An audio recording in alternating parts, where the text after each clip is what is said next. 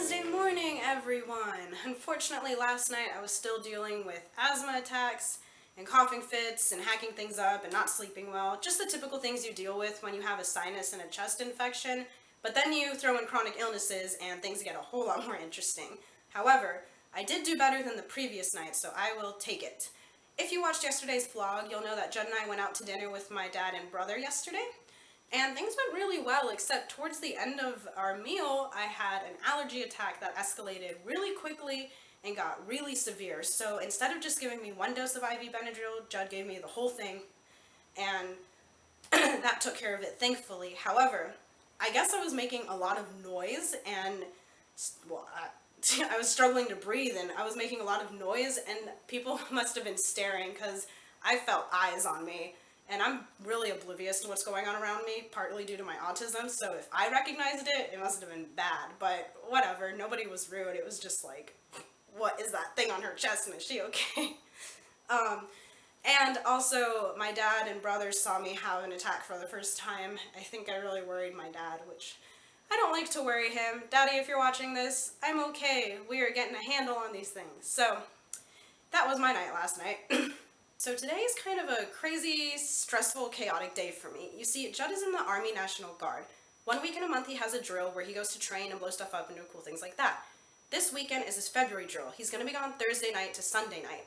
And yes, he will be missing the Law Enforcement Academy on Friday. No, he is not supposed to miss any more time, but drills are federally mandated and they can't get in the way of that. They're not going to make him repeat the academy. So anyways, tonight Judd is taking me to Orlando to stay with friends while he's gone because obviously, I'm not in a place to be by myself for that long, health-wise, and my friends are going to take care of me, which is awesome. But the act of packing and getting everything ready and then physically leaving the house stresses me out.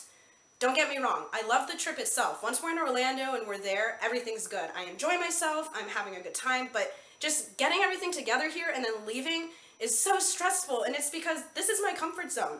I'm safe here. Everything I need for my health is at my fingertips. My medications, IV supplies, infusion supplies, everything, medical equipment, right here.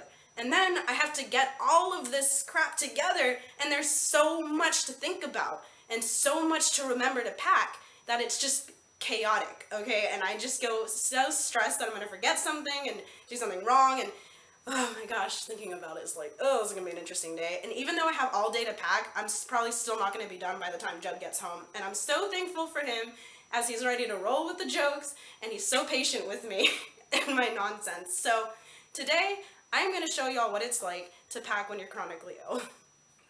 Okay, so real quick before I start packing, I just wanted Harlow to show y'all these awesome LuLaRoe leggings that I was so generously gifted. Thank you so much, Marcia. Thank you so much, Molly. Harlow, get out of the way. I love them. They are awesome, and I loved your note they wrote down. I hope you're out of the hospital when you get these, and I totally was. Y'all are so sweet. Here, I'll get closer. They are Valentine's Day specials. I love them. Thanks, you too. So now on to the not so fun part, the packing. Now, the most important thing for me right now is probably my IV Benadryl to stop these allergic reactions from going into anaphylaxis. So I'm going to focus on doing my IV medications first. Now, the hard part is how much do I need to pack because we don't know how many reactions I'm going to have. But Judd told me yesterday there's no such thing as overpacking when it comes to stuff like this. So if I need to make our car look like a full-blown ambulance, I can go ahead and do that. Well, y'all are joining us on the floor because I started to get weak and dizzy, but that's okay. Got my sweet girl here. So this is my protocol for allergic reactions. If yours is different, that's fine. Just follow your doctor's orders. First we get my port out, then we do a saline flush, half the medication syringe because half is 1 dose. Another saline flush to get the medication from the tubing into me. If the reaction stops, great. If it doesn't, then we do the rest of the syringe, another saline flush, and a heparin flush. And that's the blood thinner that reduces the risks of clots forming in or around your port. Very important. Plus, then we have the end pieces, the swab caps and alcohol swabs we got to use too. And these only last 48 hours. That's why we write the time and date on them. So we always carry extra vials and the syringes to make more after we use one. So it's a lot of stuff. 3 saline flushes, 1 heparin flush, the medication syringe, and all the other supplies. So What we're gonna do is overestimate how many reactions I'm gonna have because we don't wanna bring too little supplies and run short. So we're gonna say I'm gonna have 2 a day, which isn't typical of me unless I'm in a bad flare. But like I said, we don't wanna run short in supplies. So take all that, multiply it by 2, and then multiply it by 5. I'm gonna be gone 4 days, but we always add an extra day for just in case supplies. So let's see how much stuff that's gonna be. We have 10 vials each of IV Benadryl and Zofran in their special bags because they are light sensitive, 10 empty syringes, 10 heparin flushes, and if we are estimating for 2 reactions a day, I'm supposed to have 30 saline flushes. I don't have 30, so I'm just going to bring the rest of what I have, and I'm sure it'll be fine. We've got our alcohol swabs and our swab caps, so we've got this lovely bunch to bring with us. All right, next is Port Care, and I'm accessed 24/7, and so I need to change the needle and dressing once a week. Well, I don't have to change it over the trip, but freak accidents happen. Like the other day while I was showering, the covering I had came loose and water rushed in, and this cannot get wet when you're accessed. So I'm going to bring enough for 2 access changes just in case. So we have 2 port start kits, 2 needles, 2 antimicrobial patches that go under the needle, 2 enclaves for the end of the tubing, my numbing cream I put on before I access myself, extra mask just in case, and shower shields. Although these do not work well for me at all, I don't have another option right now, so I'm gonna bring them. And this is all the stuff for my Port Care. Then I have an infusion day this weekend, so I need to bring all the supplies that I require for my infusions. So of course I need my infusion bags themselves, and they actually have to stay refrigerated, so they're going back in the fridge until I leave, and I'm going to steal Judd's lunchbox to keep them cool on our car ride over to Orlando. We've got the tubing and an extra one just in case, my infusion pump, batteries, and my infusion backpack, which is Vera Bradley that I got on sale at an outlet.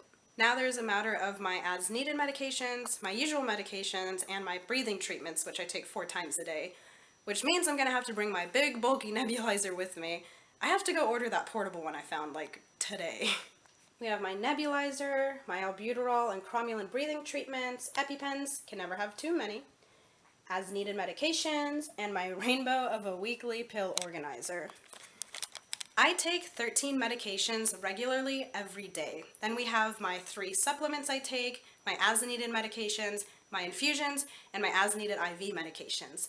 Yeah, I get tired of the pills and breathing treatments and needle sticks and all that, but it's what I have to do right now. I'm hopeful for a day where I'll have less medications, and I'm just gonna stay positive and do what I gotta do to keep my body functioning. Alright, so here's my plethora of medical supplies I gotta bring. I'm telling y'all, I could open a small hospital. Yup. Good luck, Jackie, trying to find a suitcase to fit all that nonsense in. I just took a long nap and I am still so physically exhausted, but I have to keep moving forward and continue packing the rest of my normal things like clothes and such. Toiletries, and of course Ellie the elephant is coming. Got all my clothes set for this weekend. I do have my Talk Disney to Me shirt. I have no idea if I'll make it to Disney, but I thought I'd bring it just in case. And of course we can't forget your things, so we have her gear for infusion day, her food, her toys, and her bowl, and I carry a lot of her extra gear like boots and a cooling vest and all that good stuff in the car, so I'll just transfer it to my friend's house when we get there. So if you take a look behind me, you will see the enormous amount of stuff I have to bring for just a 4-day trip.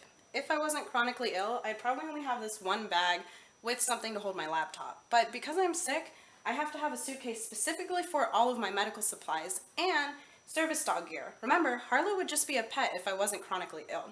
So you see, it's so much more than just packing. There's a lot of thought that goes into it when you're chronically ill. You have to make sure you have all of your bases covered, and there's no such thing as a spontaneous, let's get up and go. A lot of planning goes into leaving your house for a few days. And that's what I wanted to show y'all today, that being chronically ill has its challenges, but as long as you put your mind to it, you can get through it. I am really proud of myself for packing and being done before Judd got here, but knowing me, there's going to be oh, let me make sure I have this. Oh, let me go check. Let me do this. Let me do this.